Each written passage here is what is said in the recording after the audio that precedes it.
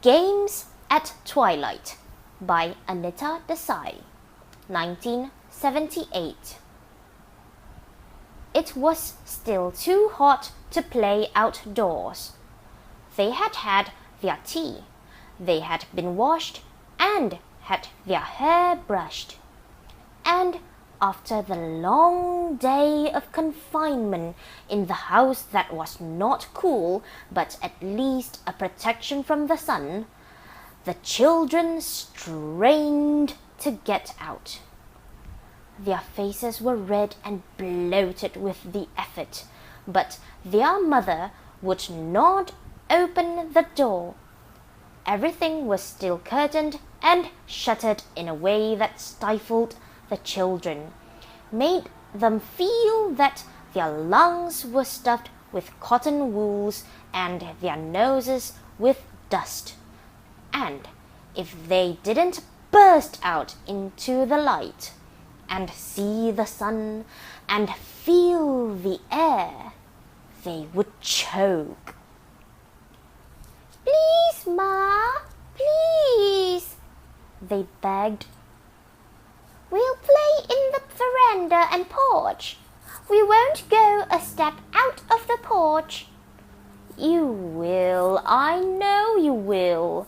And then—" "No, we won't, we won't," they wailed so horrendously that she actually let down the bolt of the front door so that they burst out like seeds of a crackling, overripe pod into the veranda, with such wild, maniacal yells that she retreated to her bath and the shower of talcum powder and the fresh sari that were to help her face the summer evening. They faced the afternoon. It was too hot, too bright. The white walls of the veranda glared stridently in the sun. The bougainvillea hung about it, purple and magenta, in livid balloons. The garden outside was like a tray made of beaten brass, flattened out on the red gravel and the stony soil in all shades of metal, aluminium, tin, copper, and brass. No life stirred at this arid time of day. The birds still drooped like dead fruits in the papery tents of the trees. Some squirrels lay limp on the wet earth under the garden tap. The outdoor dog lay stretched as if dead on the veranda mat, his paws and ears and tail all reaching out like dying travelers in search of water. He rolled his eyes at the children. Two white marbles rolling in the purple sockets, begging for sympathy, and attempted to lift his tail in a wag, but could not. It only twitched and lay still. Then, perhaps roused by the shrieks of the children, a band of parrots suddenly fell out of the eucalyptus tree, tumbled frantically in the still, sizzling air, then sorted themselves out into battle formation and streamed away across the white sky. The children too felt released. They too began tumbling, shoving, pushing against each other, frantic to start. Start what? Start their business. The business of the children's day, which is play. Let's play hide and seek. Who be it? You be it. Why should I? You be. You're the eldest. That doesn't mean. The shoves became harder. Some kicked out. The motherly mirror intervened. She pulled the boys roughly apart. There was a tearing sound of cloth, but it was lost in the heavy panting and angry grumbling, and no one paid attention to the small sleeve hanging loosely off a shoulder. Make a circle, make a circle, she shouted, firmly pulling and pushing till a kind of vague circle was formed. Now clap, she roared, and clapping, they all chanted in melancholy unison. Dip, dip, dip, my blue ship. And every now and then, one or the other saw he was safe by the way his hands fell at the crucial moment, palm on palm or back of hand on palm, and dropped out of the circle with a yell and a jump of relief and jubilation. Raghu was it. He started to protest, to cry, "You cheated! Meera cheated! Anu cheated!" But it was too late. The others had all already streaked away. There was no one to hear when he called out, "Only the veranda! The porch! Ma said to stay in the porch." No one had stopped to listen. All he saw were their brown legs and flashing through the dusty shrubs, scrambling up brick walls, leaping over compost heaps and hedges, and then the porch stood empty in the purple shade of the bougainvillea, and the garden was as empty as before.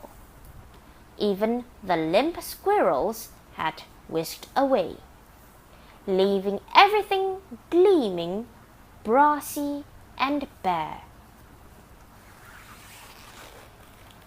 Only small Manu suddenly reappeared, as if he had dropped out of an invisible cloud, or from a bird's claws, and stood for a moment in the center of the yellow lawn, chewing his finger and near to tears as he heard Raghu shouting with his head pressed against the veranda wall.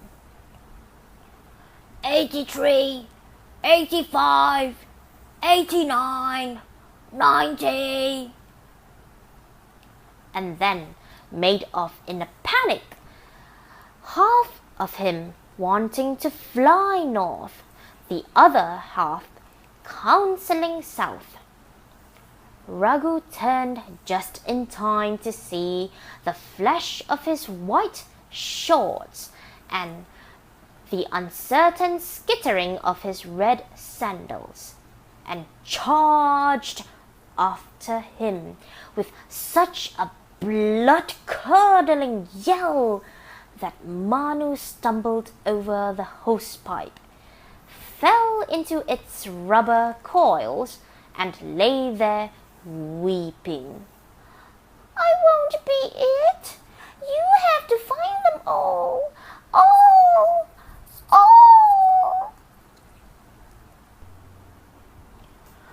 "I know I have to, idiot," Raghu said, superciliously kicking him with his toe.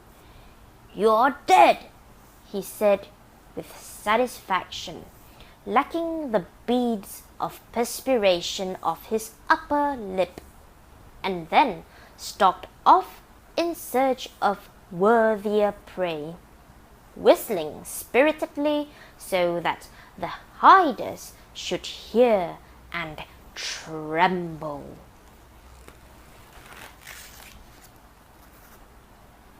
Ravi heard the whistling and picked his nose in a panic, trying to find comfort by burrowing the finger deep, deep into that soft tunnel. He felt himself too exposed sitting on an upturned flower pot behind the garage. Where could he burrow?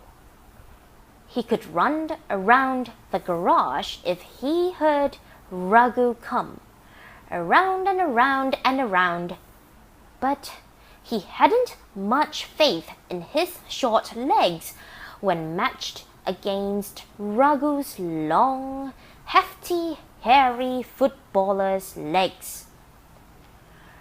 Ravi had a frightening glimpse of them as Raghu combed the hedge of crotons and hibiscus, trampling delicate ferns underfoot. As he did so, Ravi looked about him desperately, swallowing a small ball of snot in his fear. The garage was locked with a great heavy lock, to which the driver had the key in his room, hanging from a nail on the wall under his work shirt. Ravi had peeped in and seen him still sprawling on his string cot in his vest and striped underpants, the hair on his chest and the hair in his nose shaking with the vibration of his phlegm. Obstructed snores. Ravi had wished he were tall enough, big enough to reach the key on the nail, but it was impossible, beyond his reach for years to come. He had sidled away and sat dejectedly on the flower pot.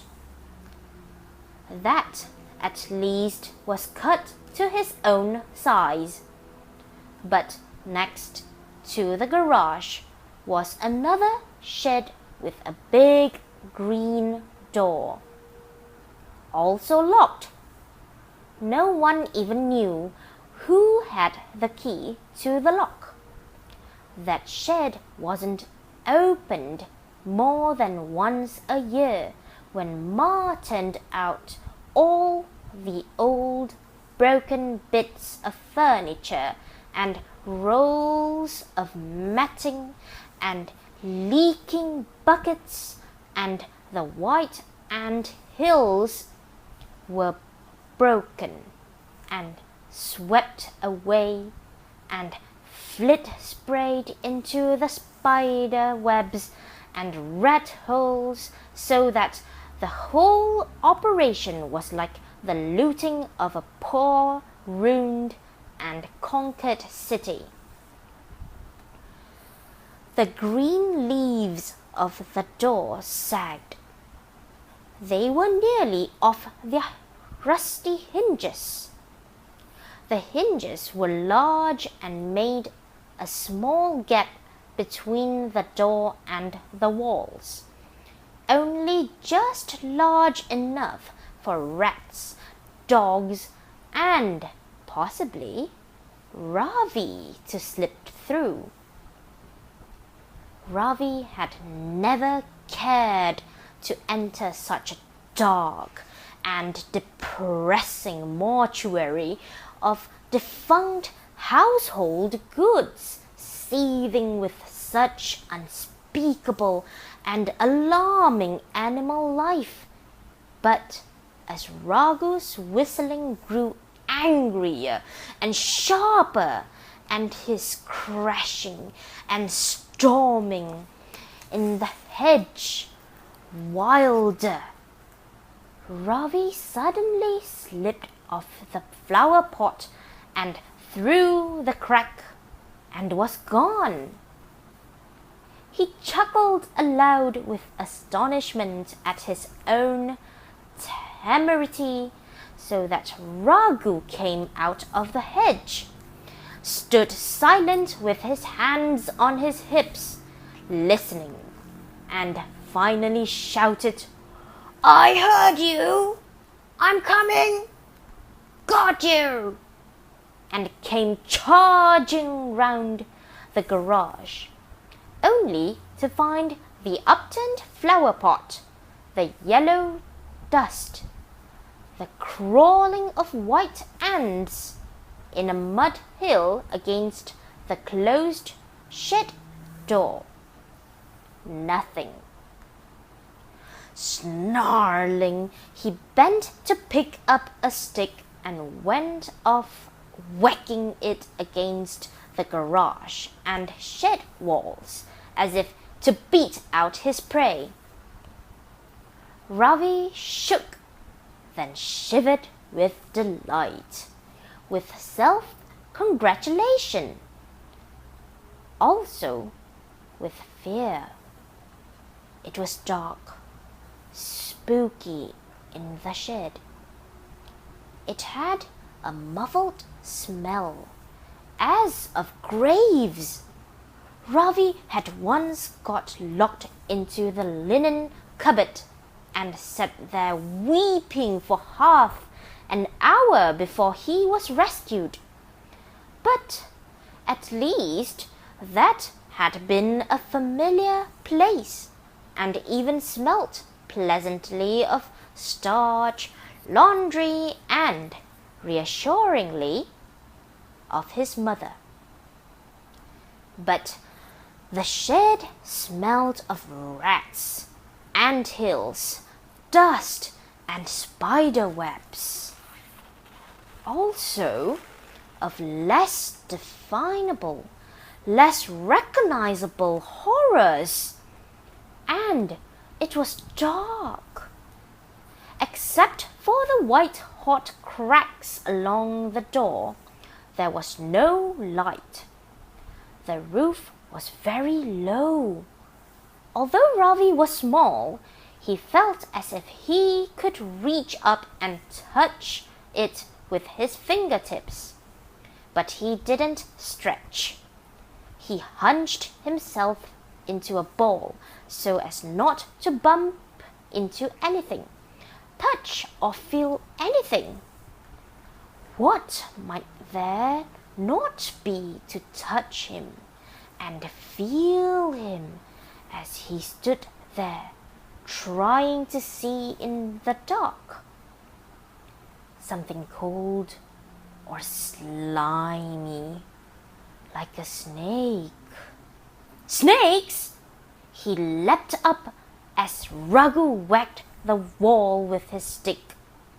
Then, quickly realizing what it was, felt almost relieved to hear Raghu hear his stick. It made him feel protected. But Raghu soon moved away. There wasn't a sound once his footsteps had gone around the garage and disappeared. Ravi stood frozen inside the shed. Then he shivered all over. Something had tickled the back of his neck. It took him a while to pick up the courage to lift his hand and explore. It was an insect, perhaps a spider, exploring him. He squashed it and wondered how many more creatures were watching him, waiting to reach out and touch him, the stranger. There was nothing now. After standing in that position, his hand still on his neck, feeling the wet splodge of the squashed spider gradually dry, for minutes, hours, his legs began to tremble with the effort, the inaction. By now, he could see enough in the dark to make out the large, solid shapes of old wardrobes, broken buckets, and bedsteads piled on top of each other around him. He recognized an old bathtub. Patches of enamel glimmered at him, and at last he lowered himself onto its edge. He contemplated slipping out of the shed and into the fray. He wondered if it would not be better to be captured by Raghu and be returned to the milling crowd as long as he could be in the sun, the light, the free spaces of the garden, and the familiarity of his brothers, sisters, and cousins. It would be evening soon. Their games would become legitimate. The parents would sit out on the lawn on cane basket chairs and watch them as they tore around the garden or gathered in knots to share a loot of mulberries or black, teeth-splitting jamun from the garden trees. The gardener would fix the hose pipe to the water tap, and water would fall lavishly through the air to the ground, soaking the dry yellow grass and the red gravel, and arousing the sweet, the intoxicating scent of water on dry earth. That loveliest scent in the world. Ravi sniffed for a whiff of it. He half rose from the bathtub, then heard the despairing scream of one of the girls as Raghu bore down upon her. There was the sound of a crash and of rolling about in the bushes, the shrubs, then screams and accusing sobs of, "I touched the thing." "You did not." "I did." "You liar, you did not." And then a fading away and silence again. Ravi sat back on the harsh edge of the tub, deciding to hold out a bit longer. What fun if they were all found and caught, he alone left unconquered. He had never known that sensation. Nothing more wonderful had ever happened to him than being taken out by an uncle and bought a whole slab of chocolate all to himself, or being flung into the soda man's pony cart and driven up to the gate by the friendly driver with the red beard and pointed ears. To defeat Raghu, that Hersuday hoarse-voiced football champion, and to be the winner in a circle of older, bigger, luckier children. That would be thrilling beyond imagination. He hugged his knees together and smiled to himself, almost shyly at the thought of so much victory, such laurels.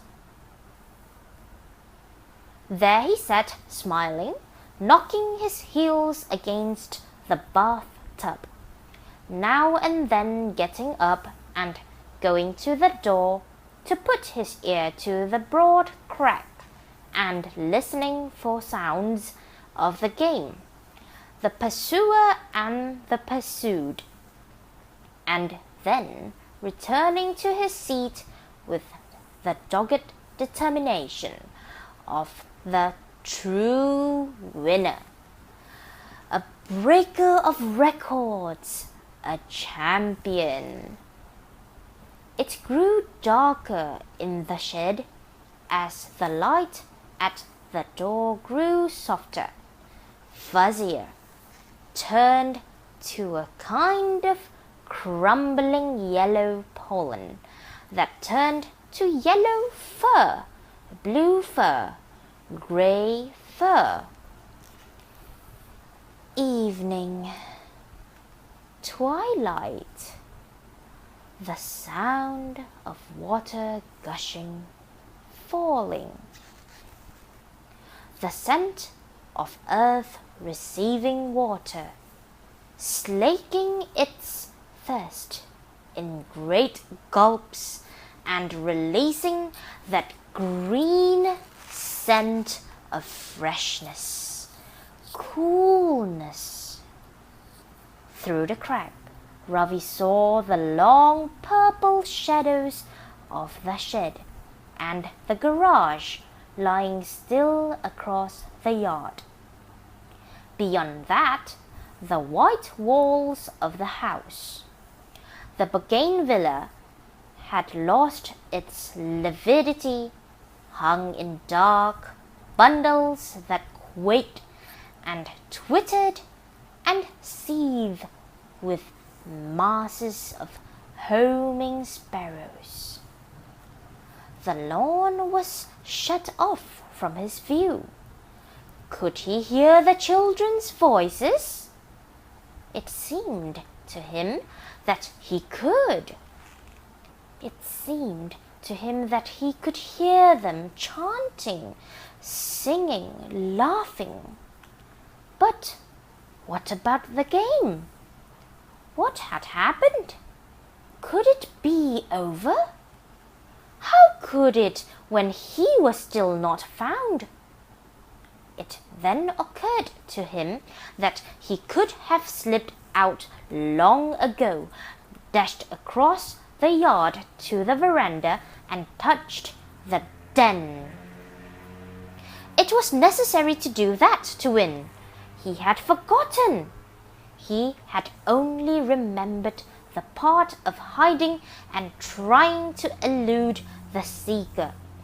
He had done that so successfully.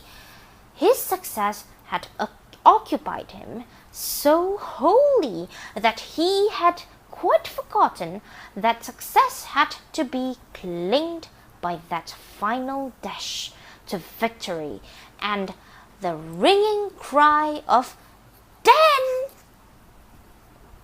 With a whimper, he burst through the crack, fell on his knees, got up and stumbled on stiff, benumbed legs across the shadowy yard, crying heartily by the time he reached the veranda, so that when he flung himself at the white pillar and bawled, "Dan! Dan! Dan!" his voice broke with rage and pity at the disgrace of it all, and he felt himself flooded with tears and misery. Out on the lawn, the children stopped chanting. They all turned to stare at him in amazement. Their faces were pale and triangular in the dusk.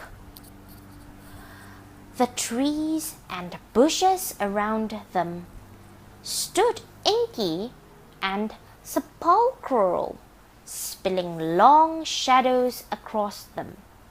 They stared, wondering at his reappearance, his passion, his wild animal howling. Their mother rose from her basket chair and came towards him, worried, annoyed, saying, "Stop it! Stop it, Ravi! Don't be a baby! Have you hurt yourself?" Seeing him attended to, the children went back to clasping their hands and chanting, "The grass is green, the rose is red." But Ravi would not let them.